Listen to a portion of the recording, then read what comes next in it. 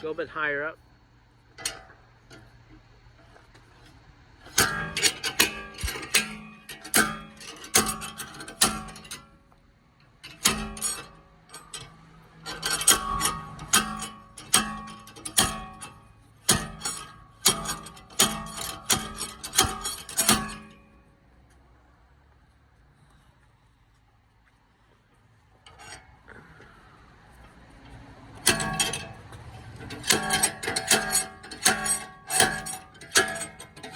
Hold on, hold on.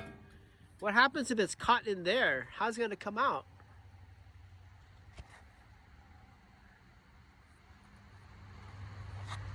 Well, hold on. Even if it's caught in there, this is a separate piece.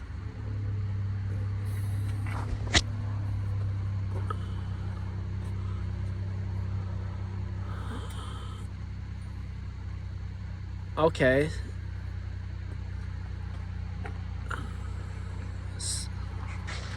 I mean, is this piece is not with this piece.